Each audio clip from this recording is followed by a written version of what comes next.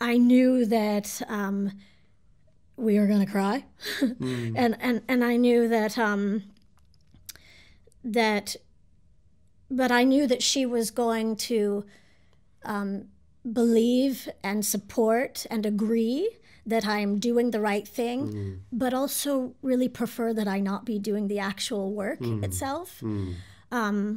But I knew that it was going to end with a hug and an I love you and I support you no matter what. And frankly, I thought it was important that people see that.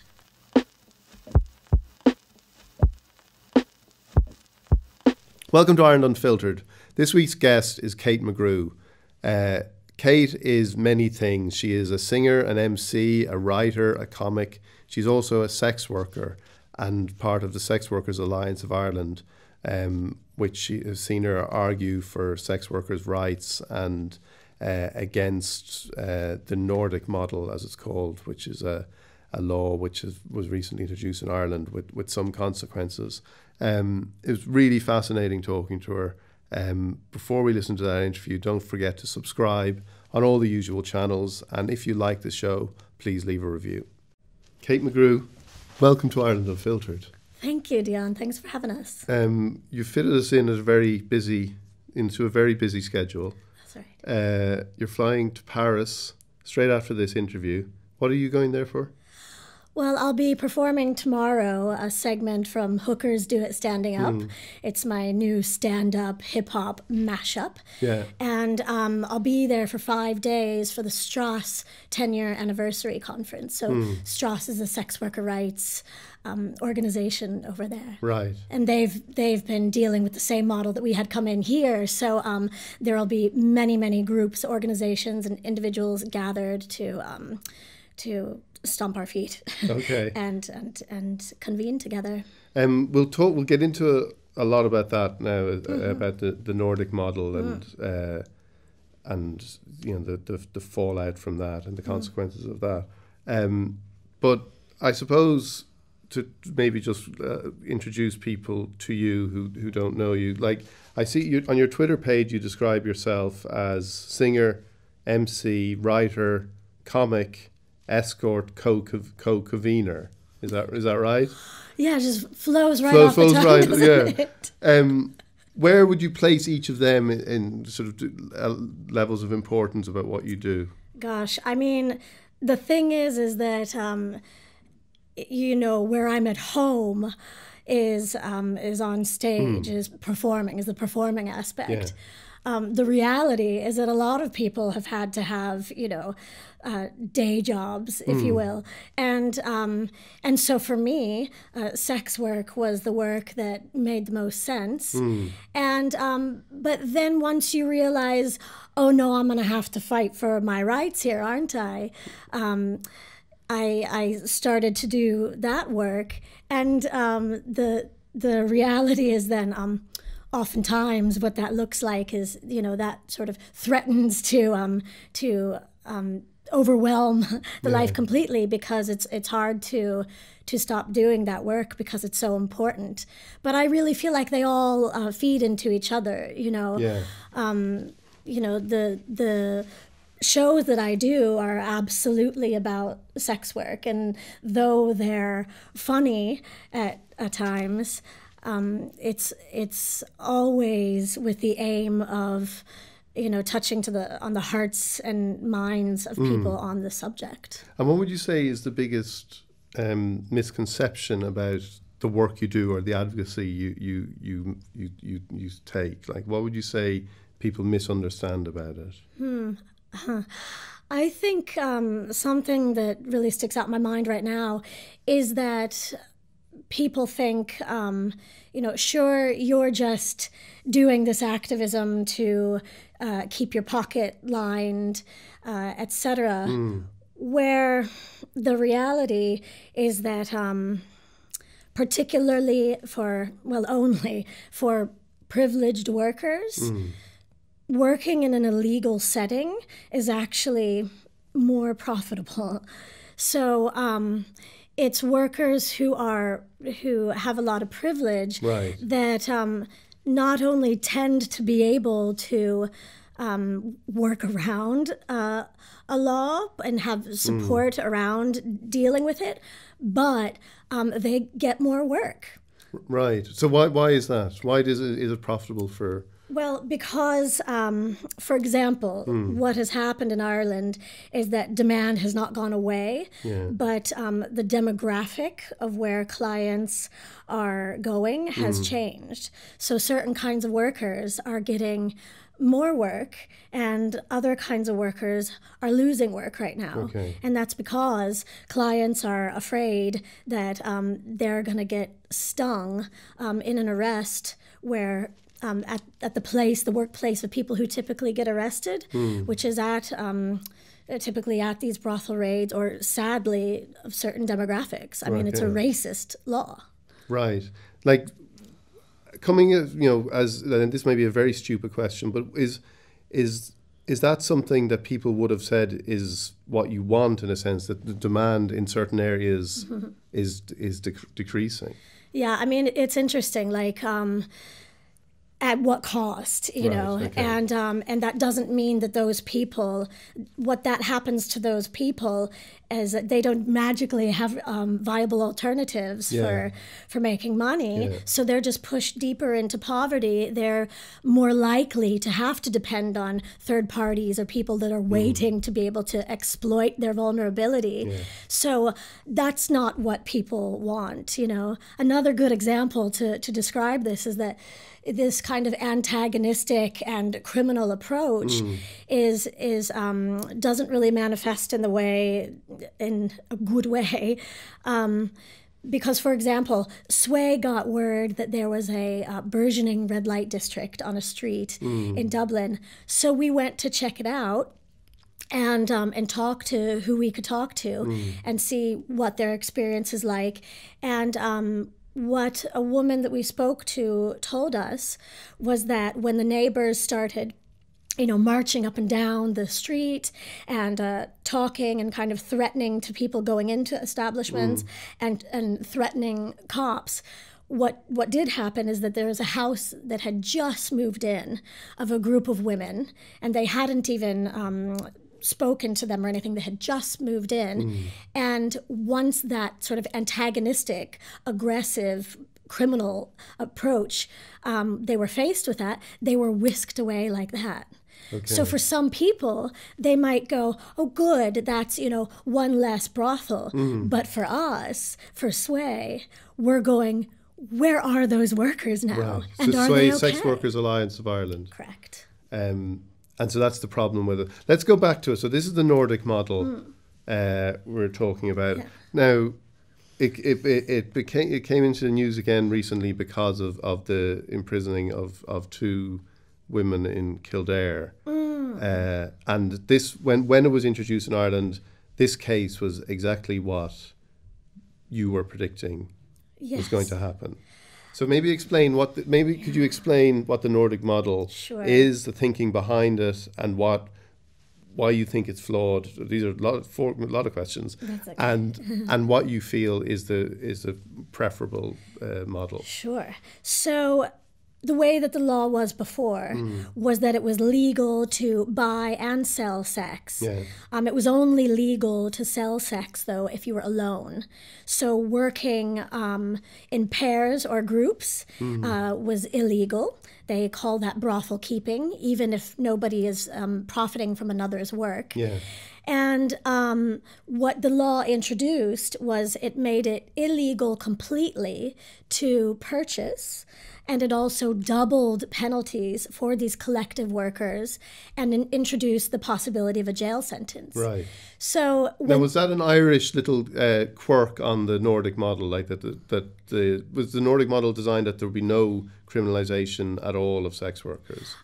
I mean, it's really sneaky of people to try and call it the decriminalization model, right? Because any amount of decriminalization that occurred was at was from ourselves, Okay. pushing for an amendment to decriminalize outdoor workers, which we did get. Okay. But that was it. There was no intention whatsoever to give any more decriminalization to workers. It was Okay. already legal to sell sex. Okay, but they doubled the Correct. the punishments for sex workers That's right. working as a group. Right. So what is so frustrating to us when this news came out about these two Romanian women, one of whom is pregnant, so she's looking at having a baby in prison, is that all of these groups that pushed for this law and supported this law, they said, oh, this is not what we wanted for the brothel keeping law. This isn't what it's meant to be, how it's meant to be applied. It's meant to crack down on pimps. But not only do we know that, from CSO reports, the past 5 years, 92% of people being arrested for brothel keeping are independent workers. So we know that already. But also these very groups that came out and said, oh, we didn't mean for this to happen. They were groups that refused to support another amendment that Sway asked for, which was a legal clarification of the brothel keeping law. So, okay, you say this law is to crack down on third parties. Okay, let's clarify that by law and not leave it up to the interpretation of the Gardaí or the judge. Let's make it so that it is clear that you can arrest somebody profiting from the proceeds, but you cannot arrest somebody who is not. Right. And what I've read of it, it seems to be that element, the doubling of the punishments, was an Irish addition, an Irish amendment to the Nordic model. Is that right? Sorry, yes, that's correct. Yeah. So like the Nordic model as envisaged doesn't criminalise. Yeah, and every jurisdiction is different. Okay. But like what was the intention sure. behind the Nordic model? The intention is to end demand. Okay. Unfortunately, the reality of that is that, I suppose counterintuitively, it does shift the power dynamic towards the client, and it does result in essentially the worker being criminalized by proxy. Explain that. Sure. So there are a lot of little ways that happens. For example, a worker is less likely, even if she's working alone now, less likely she would be to report violence or interact with support services or Gardaí whatsoever, because now, in the very least, she doesn't want people to know that she is a sex worker, because she would understandably be afraid that even if she approached a Gardaí as a victim of crime, that the guards are going to go, hey, but now we know where to go to arrest clients. Right. That's one small example. There are many other ways to sort of describe how basically the worker is sort of squeezed by this law. The client calls the shots. He says, I don't want to come to your workplace. I'm afraid that your place is under surveillance. I mean, they are encouraging Gardaí to do what they are doing, which is surveil our homes and workspaces. Right. So he says, I don't want to go there. You have to come to me, which is less safe for us to be doing out calls. So, like, you think, like, the intention is to end demand and therefore, and ultimately then presumably end sex work. Yeah, I mean... your position would be that that's... Impossible. Okay. I mean, as long as people have to make money, particularly for people that have little to no option, they're going to use the one thing that they do have, and that's their bodies. This is work that people do when they're, there are a lot of people that do, there are a lot of students that do this work, there are a lot of single mothers that do this work, and there are also just a lot of people that are already on the margins of society that are doing this work. That's why they're doing it. So that reality, the reality of the feminization of poverty, that doesn't change just because you take away their livelihood. It just, even if this bill came with a whole host of supports, viable alternatives for income, exiting strategies, even if it had come with those, which it did not, we still have to be prepared to protect the people that have to or want to do this work. Yeah. And what is your, because I've seen you say about, people who advocate the Nordic model and yourself, that you like to think we have the same end goal in mind. Yeah. Like, what would that be? I mean, we're trying to keep women safe, Right. aren't we? Yeah. None of us disagree that we live in a very racist, misogynistic world. It's the problem is that prostitution is a means of survival in this world. And so, unfortunately, these criminal tactics, these carceral solutions, they exacerbate the problems of these people who are in this work. Never mind that it's so infantilizing. I mean, they say they want to eradicate prostitution as if that will cure society of its sexism. But how infantilizing to say these are the women that we can silence. Yeah. These are the women who don't really know what's good for them. These are the women who have false consciousness. How dangerous to tell society, to point out a group of people and say, for this group of people, violence is a occupational hazard. For this group of people, their consent doesn't really mean anything. This group of people, and to highlight, and to enforce ways that throw up barriers for us accessing justice. If we're telling that about this certain group of people, well, good luck to the rest of women in society as well. If men are looking around going, oh, who is it again that we can just treat however we want and it's normal? For us, it's more like, we really... It's the other way around. We have to. It won't trickle down.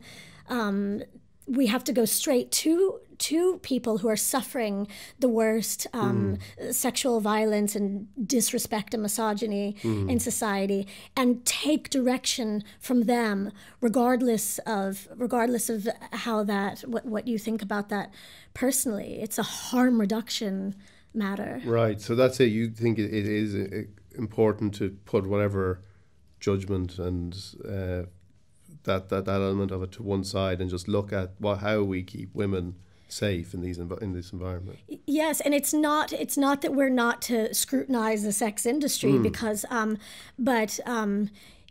leave sex workers to scrutinize the sex industry, because we have a lot of scrutiny for it, and we're the ones that can really explain to you the details of why these tactics they just meddle with our means of survival. So I have a lot to say about that. But the thing that struck me about this is that both sides seem to be coming from a feminist point of view. Would you accept that? That is not feminism. Okay. To be able to... I have a feeling that sex work, maybe they feel that sex work is not something that is good for women per se. Like, is that it? Right. So again, I do acknowledge, we definitely acknowledge that at the best of times, this strategy is coming from a well-intentioned but really misguided and misplaced intentions, if you will. So the thing is that it's sort of what I was harkens to what I was saying there, that for me it's deeply unfeminist to throw this group of women under the bus. I spoke to a politician the other day, and I said to her, I described to her examples, I detailed examples of indirect and direct ways that this very legislation had led to the assault of individuals. And she said to me, But Kate, we pass laws not just for how they affect people today, but how they affect people in the future.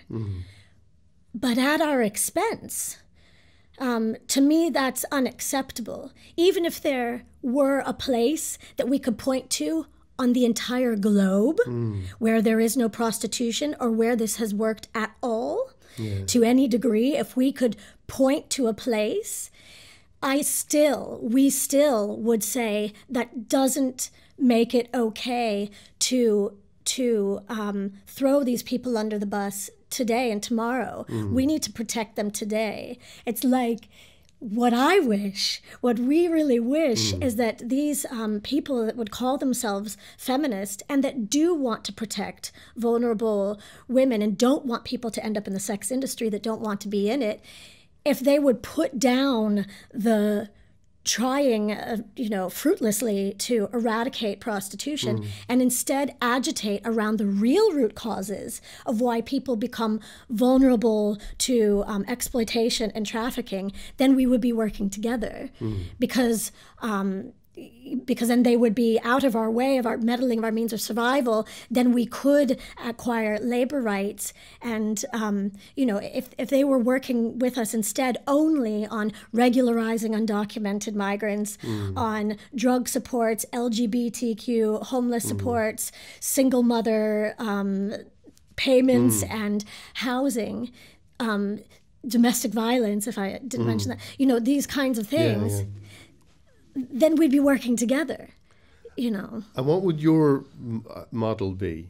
So, this is the thing, is that for us to agitate and struggle and fight for decriminalization, it's the beginning of our fight for us. It is no magic wand. Like you said, prostitution, sex work, we acknowledge that it's an industry that's rife with exploitation and abuse. And that is largely in part to it have been been criminalized, having been criminalized and stigmatized forever. But it is also because we live in a misogynistic world. But it's that.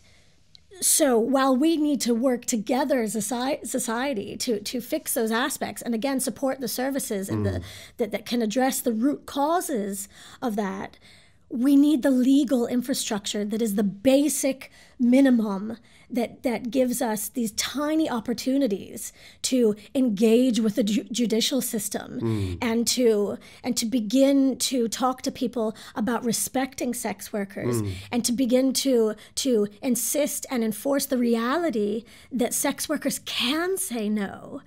There is this insidious lie being spread in Ireland that our consent doesn't mean anything, and so then therefore our yes doesn't mean yes. Well, it's terrifying to sex workers, because then what does that mean? That our no doesn't mean no. So but we know, we have supported sex workers. Sway supported 2 sex workers in successfully taking their rapist to court, and he was found guilty. And that was incredible that we were able to do that. And that was, for them to expose themselves like that is really something.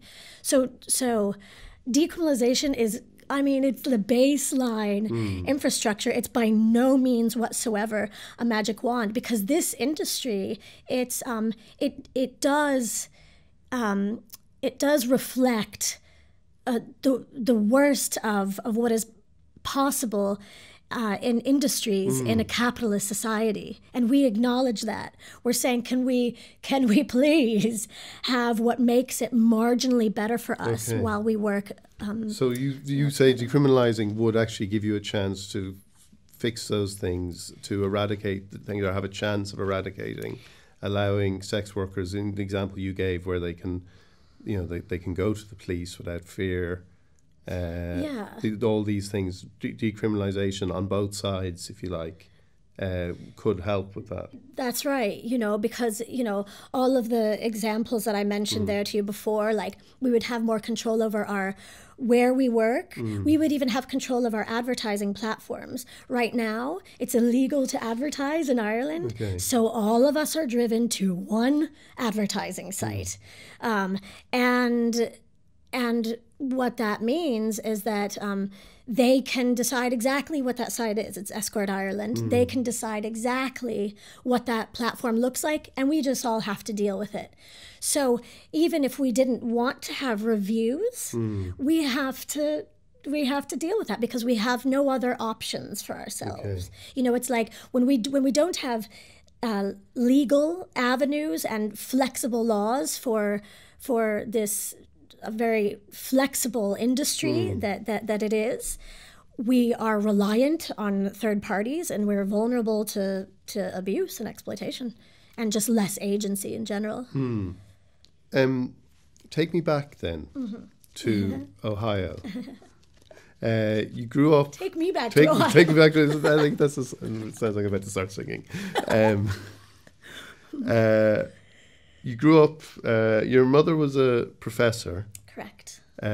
So you grew up in what kind of household would you describe it as? I grew up in a college town. Yeah. I think there were 16,000 college kids and 14,000 civilians or whatever. So it was very much a college town. Yeah. And so a lot of people there were involved in the university. But my mother was a professor of gerontology. So that's like the sociological study of aging. Yeah. And then my father was a veterinarian. Okay. So he would have come from a farming background. Right. And you the elder sister and a younger brother. Well done, Dion. I'm sorry I don't know about your siblings. It's fine. But it was would you say it was a happy childhood? Absolutely. Yes, absolutely. And were you were you an extrovert? Were you outgoing? Were yes. you Tick. Yeah. I mean, from the second I stepped out on stage, I was like, oh, okay. Right. And was there expectations for you as what you were like? If you're coming from a background with professional parents, was there an expectation of where your life was going to go? I think so. Yeah. I mean, my parents were very, they're also very creative, and everybody in my family was a singer, and we were always involved in plays together and stuff like this, and the community theater and everything. So, so they were very supportive of us, chasing our dreams, if you will.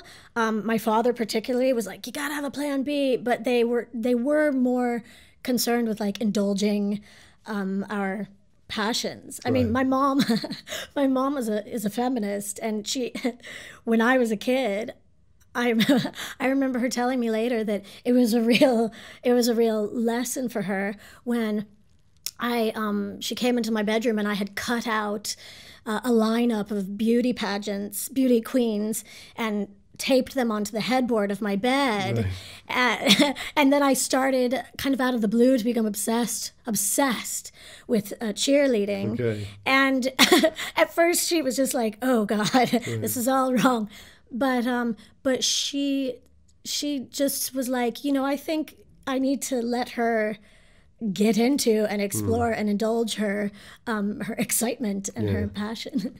And so that's what you did. So as you were growing up, then where was that taking you? To cheerleading first. Right. Okay. I still like cheerleading. So but towards performing, okay. You know what I mean? Yeah. Like, since the second I stepped on that stage, like I said, so I just. I ended up going to Wesleyan University in Connecticut, and I got a BA in theater. Yeah. And so performing was that was where it was always, that's the line that gets you from there to here. Yeah, absolutely. And then you went to New York. Yes. And what was performing? Was it becoming it like it is such a frustrating business. There are so many sort of knockbacks and dead ends. Like, was it something that was that your experience? I mean, the thing is, just the way that life is, at that time when I was in New York, people are like, what were you doing in New York? I used to be like, researching life, Right, yeah. Because, if I went back to New York, you better believe I'd manifest and I'd have a plan. But I was just out of college and I was just, surfing the waves of this city. And so I didn't exactly have much of a structured... Yeah, like anybody in their 20s. Yeah, exactly. Or not anybody, but like a lot of people in their 20s. Right. So I did, and that's where I ended up working in the sex industry for the first time. And it wasn't until I came to Ireland that I started to be really productive artistically. Okay. So... yeah, but that's how that all happened. And when you started working in the sex industry, you were working, you were doing sort of chugging for Greenpeace or something like that. That's right. Yeah, that's hard. Yeah. We talk about degrading work. Oh, yeah. I mean, I had dog shit thrown at my feet, and I was told I should be raped. And I mean, people are like, we live in New York City. That's why we don't really have a minute for Greenpeace, Yeah. So that was really hard. And I met somebody there who was like, if you want to join me, I've started working at this other place, and you hang out with sexy women all day, and it's really interesting, and you can make money a lot easier. So. And was there any soul searching involved in that? No, there was not. No. Yeah. It's funny because I think a lot of sex worker rights activists, understandably, don't want to, or don't feel a need to talk about anything about their sort of their own sexuality related to their work, or because for a lot of people it truly is just, it just doesn't have anything to do with it. It's not because they're super horny all the time or whatever. And that must be frustrating for them because it's distracting when they're just trying to talk about, it doesn't really have anything to do with the need to acquire labor rights and how and why that's important. That being said, for me, it did have to do with why I started working in the sex industry, because I was wild, I was just wild at the time. And so, in fact, working in the sex industry kind of gave me structure and helped me have better boundaries and just kind of take myself more seriously and safely. So when I read interviews with you this week and I listened to stuff you've done, like you've always been very clear that this was stuff you were doing. Like the sex work you were doing it on your terms. And that's the way it was from the beginning? You didn't have any epiphany or sense that, like, I must alter how I'm doing this? Ooh, yeah. I mean, like, I did have, I think, and some people I'd say will have this similar kind of thing. For a while, I had people kind of telling me, you should be charging money. Okay. But I can understand especially why these so-called feminists, it gives me sort of empathy or sympathy about where they're coming from, because I came from a place like that. I really did, And so for me, at a certain point in time, I thought that was sort of beneath me or something, which is a horrible thing to admit, but because it's so condescending and messed up. But I did perceive it as that until I realized that's absolutely absurd and nearly backwards. But so during that time, I did have people kind of trying to, to essentially pimp me out, but you just, the first place that I actually landed was a legitimate house. I mean, it did end up getting shut down during a bunch of raids in 2008. But it was technically a legal place, but because they found strap-ons, that was illegal. That's illegal, right? Yeah. Okay. That's an interesting law, isn't it? Yeah, I mean, that's the thing. It's just, it's like that old, what's pornography? I don't know, but I know it when I see it kind of thing. Okay. You know what I mean? It's just, these laws are written knowing full well that few people are going to test them, and frankly that guardian judges are going to enforce them how they want, you know. Okay. So when did you come to Ireland then? 2008. Right. Yeah.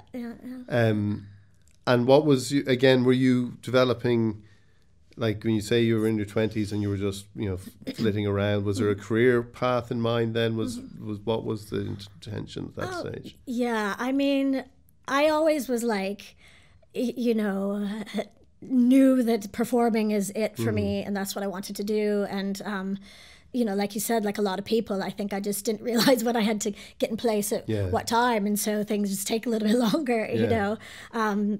Though that is what I'm doing now, as the performing.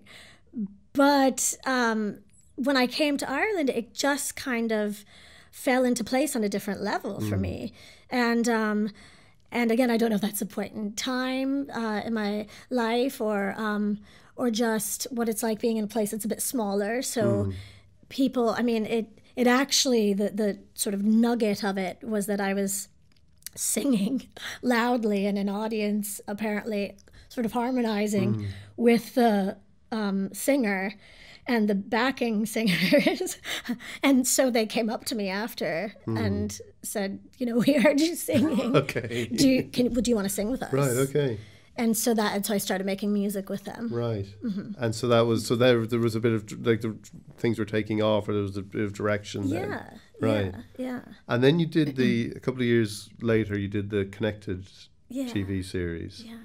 And that again then must involved a bit of a revelation about yourself to your family and talking about sex work and stuff.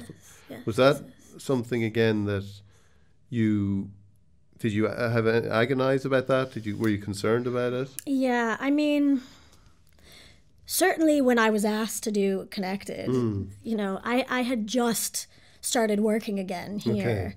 So, and they wouldn't have had any reason to know that anyways. They did not know at all. Yeah. They knew me as a performer. I think it was only like 2 weeks in. And I said, you know, this week I'm talking about sex work. And they were, you know.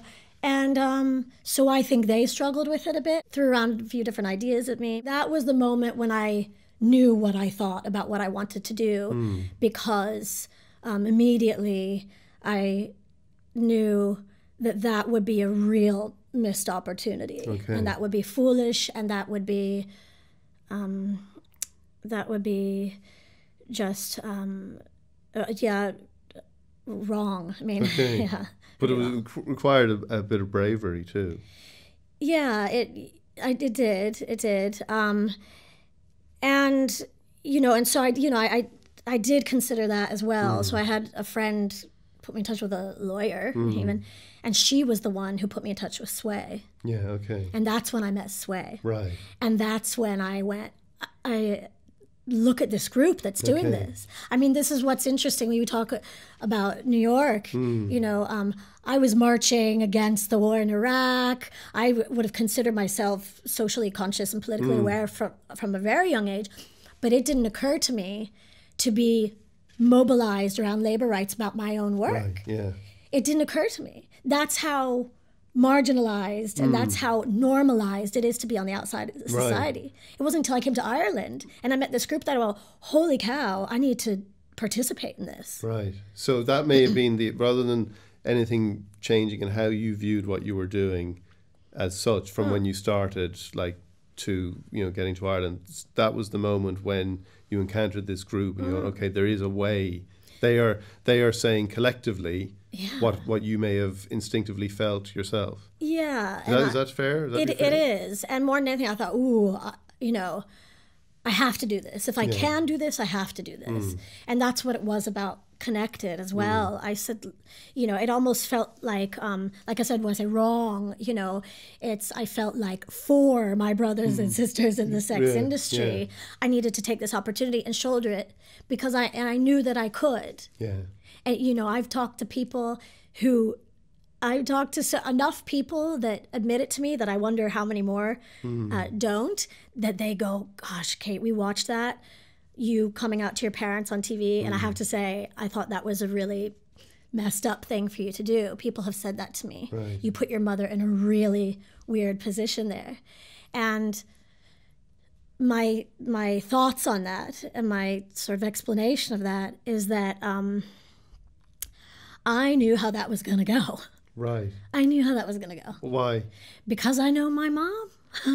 And I knew that we were going to cry. and I knew that but I knew that she was going to believe and support and agree that I'm doing the right thing, but also really prefer that I not be doing the actual work itself. But I knew that it was going to end with a hug and an I love you and I support you no matter what. And frankly, I thought it was important that people see that. Yeah. That is possible, and that is the way that can go. Yeah. You know, I mean, looking back, I may have, I probably could have made it less dramatic, but we're dramatic people. Right. But you knew, because you knew how she, her love for you, and also her respect, and the mutual respect you had. You knew where she would eventually end up with it. Right. And, again, look, people who have way less privilege, way less support systems in their life, I don't at all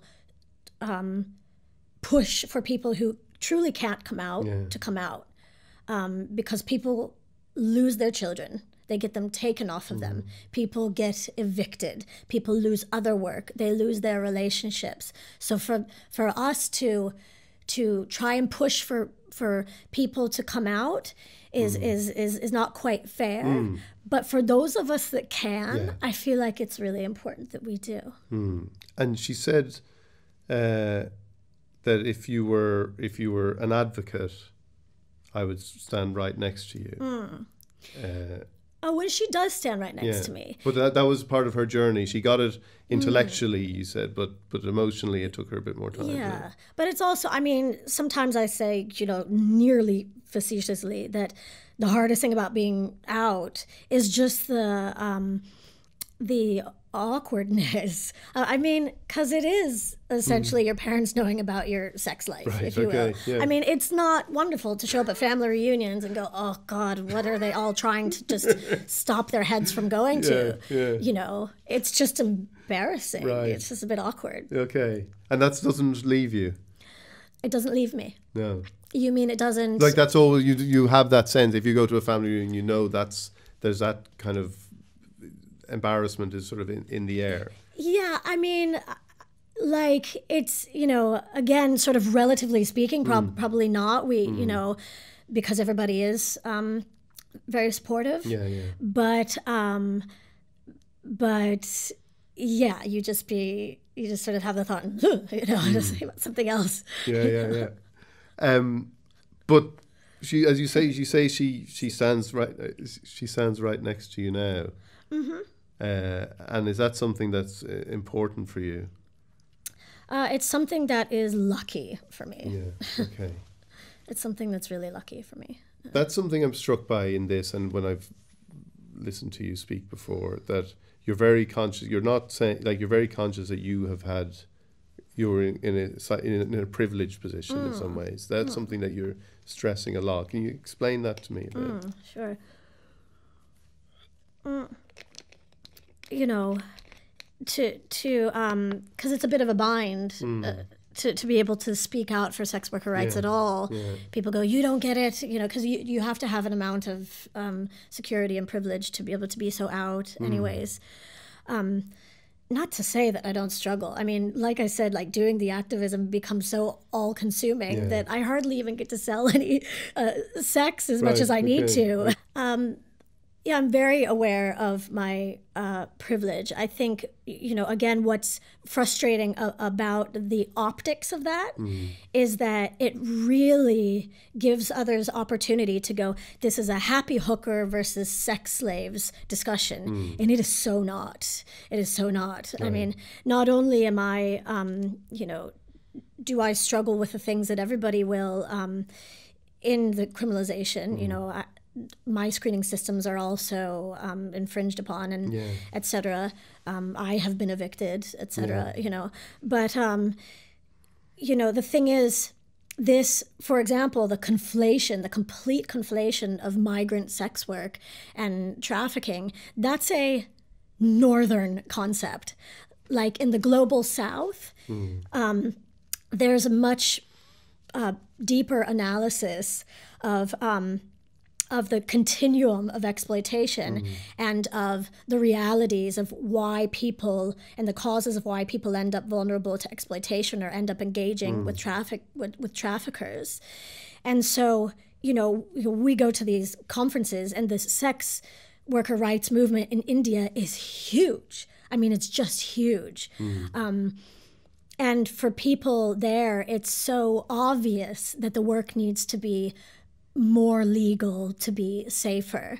And it's also obvious to people there why this work is something that people end up doing as opposed to other jobs. We talk to people who come to doing sex work because, in their words, they found it less degrading and exhausting than hospitality work, even domestic work, etc. Right. So, but that doesn't get revealed when you see somebody speaking for sex worker rights, and it just looks like a happy hooker scenario. Right. I mean, we have people in Sway who who don't have the support to be able to be out, but who had very harrowing and horrible experiences. They also acknowledge that that prostitution was a means of survival for them at that time, and also that this kind of law would neither have prevented nor improved their situation. So that's one of the struggles of being having so much advantage and being out, is that it allows the people that flatten the discourse and make it so dichotomous to keep doing that so easily. Because they see you as, they can just push that narrative. Right, and it's just entirely false, right. Where do you see it going? Like, where do you see sex work being destigmatized? Do you see that? Yeah. Like, do you feel it? Do you think things are changing? Yeah, I do. And that's the thing is that, it's the thing where on the sort of hearts and minds front, we are clearly winning this, if you will. It's very clear with young feminists. It's obvious to them, that that sex work is a labor issue. The thing is that the Nordic model, like we said, at the best of times, it's so-called feminists who are well-intentioned but misguided, and they're able to pass this, have been able to pass this, but on the back of this gender equality and feminism thing. But it's so insidious. It's regressive, and it's conservative is too nice a thing to call it. It's very regressive and oppressive. However, so we just need to crack open the dialogue to expose that reality. New York State is coming close to fully decriminalizing the sex industry. Part of the reason why they've been able to move towards looking like they're going to pass a decriminalization in New York is due to the work of good journalists. So there's a woman named Melissa Gira Grant who exposed the real story of this woman named Yang Song, who ended up falling to her death when she was being raided for prostitution. Now, they will talk about these raids in terms of rescue, but the reality, what we come to find out, is that she was being sexually assaulted by police and pressured to become an informant. So to be able to unpack and shine light on the reality of these situations and the fact that rescue raids are so often immigration raids or etc. is really, really important. And that's why we're so happy and excited that that Ellen Coyne has come to JOE.ie, because she's wonderful for that. She's great. It's fantastic news. And is that something then that you feel will also help in regards to getting people who don't want to be a sex worker to exit the industry? Because like one of the things people will say is that most women who are in it don't want to be in it. And that's the thing that ultimately your ultimate concern is getting rights, getting as much protection and safety for workers as possible. Yeah, I mean, we're concerned with protecting people today. You know, it is like the harm reduction issue. It is like, you know, we are not saying in Ireland that we think that shooting heroin is a wonderful thing or doesn't have poor implications on your life, but people don't deserve to die from it. And if they're going to be shooting heroin, then they need to be able to safely do that for now until we can find a way to figure out why people are needing to get so high. Do you think there is an analogy with the decriminalization of drugs and the sort of the war on drugs, if you like, where there's this moral imperative which says, and we all understand that because it's like, well, you know, we don't want that, but the reality is people are going to take drugs. Look, if prohibition and criminalization worked, they would have worked anywhere. Anywhere. We're going to Sweden in September for their 20-year anniversary of this law that has supposedly eradicated prostitution.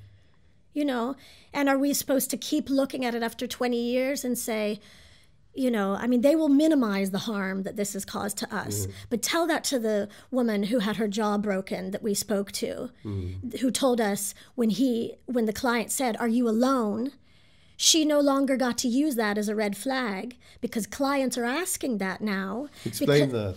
Clients are asking that because they're afraid, understandably, they're going to get arrested at a brothel raid. Whereas before asking, that was a flag because you would know that people could be violent if you were alone. That's right. So that doesn't exist. That's right. Okay. Yeah. So that's the thing, you know, and again, people can look at us and say that we're saying that we think that prostitution is wonderful and empowering. We're not saying that, you know. We're just being really realistic about